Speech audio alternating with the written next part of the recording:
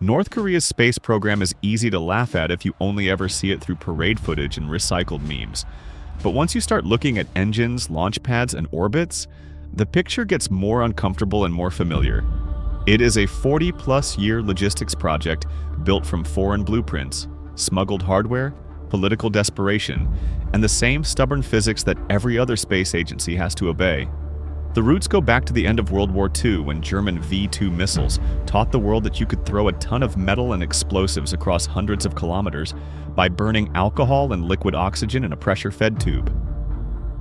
The Soviets copied the V-2 into the R-1, then refined it into the R-11, and from there into the Scud. In the 1970s, as a reward for North Korean support in the Yom Kippur War, Egyptian leaders quietly passed along missile hardware and know-how. That was the seed. From there, Pyongyang did what many smaller states have tried to do: stretch a battlefield weapon into something that can reach much farther and look much grander. A missile that arcs across a border is frightening. A missile that can reach another continent is a geopolitical bargaining chip. A missile that throws a satellite into orbit is suddenly a space program. The inner machinery is very similar. The story you tell about it changes everything. On the northeastern coast, North Korea poured concrete for its first launch site.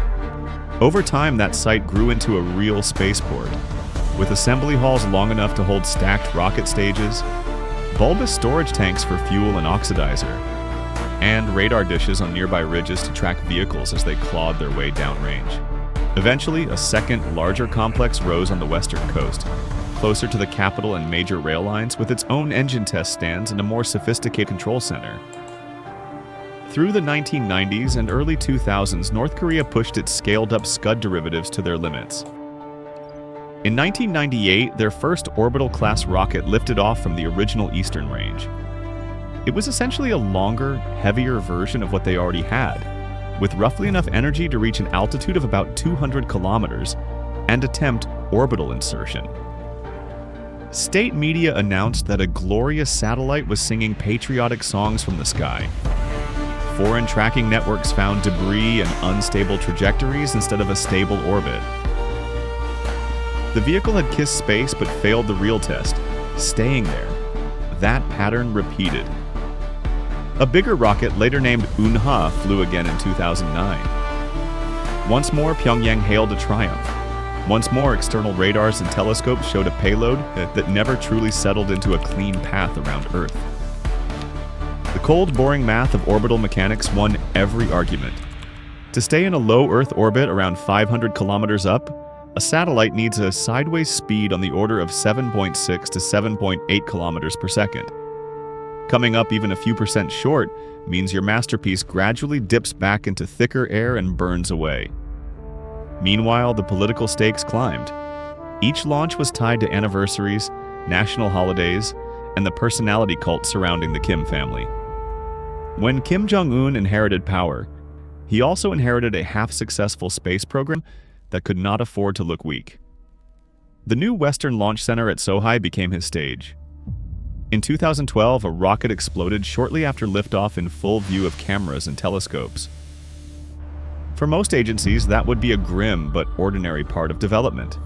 For a regime that treats public embarrassment as betrayal, it was dangerous. It is not hard to imagine the internal pressure. Picture a control room where no one wants to be the engineer who recommends a delay for safety reasons if the launch date has already been printed on banners and posters. In a healthy organization, a cautious voice can be rewarded.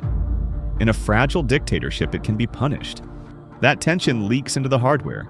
Corners get cut, concerns go unspoken, and the sky punishes wishful thinking with very literal fire. Despite that, the rockets improved. In December 2012, Unha finally pushed a small satellite into a sun-synchronous orbit around 500 kilometers above the planet, circling roughly every 95 minutes over the poles and passing over the same ground track at the same local time each day. Later, in 2016, another satellite joined it. These spacecraft were crude, but they stayed up. For a country under heavy sanctions with a GDP smaller than many individual cities, that was a real technical milestone.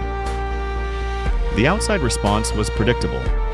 More United Nations resolutions, more export controls, more efforts to choke off any flow of components that could boost Pyongyang's capabilities. That created a paradox.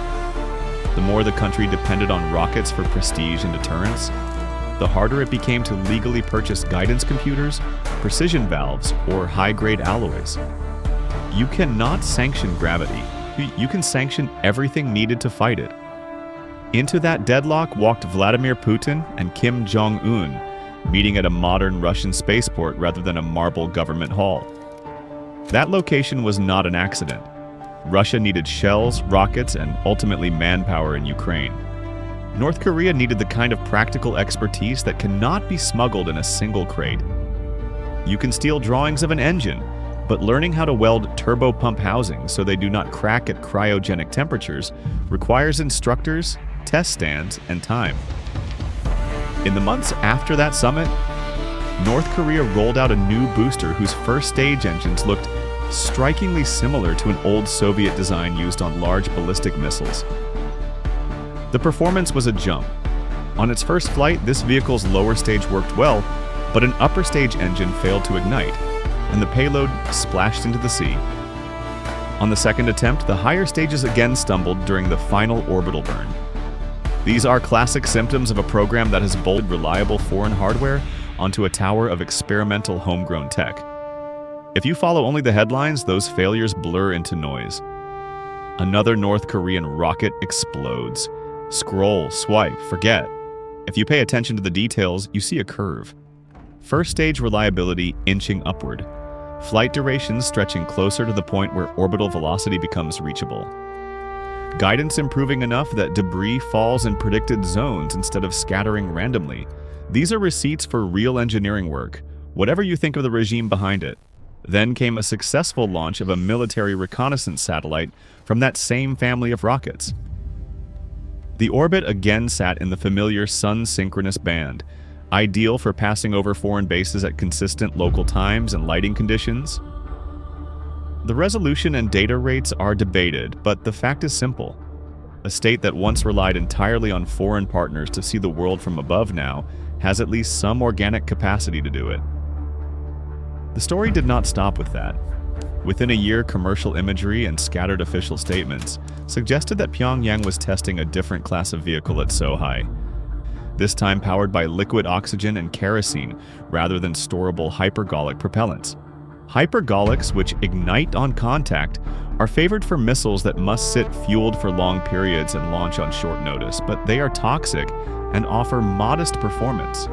Cryogenic oxygen and refined kerosene promise a healthier exhaust and higher specific impulse, at the cost of plumbing that has to cope with minus 180-degree oxidizer and violent thermal swings. Handling cryogenics well is like running an industrial kitchen, where the stove is colder than the inside of Antarctica and everything that can leak will leak at the worst possible moment. Metal contracts. Seals stiffen.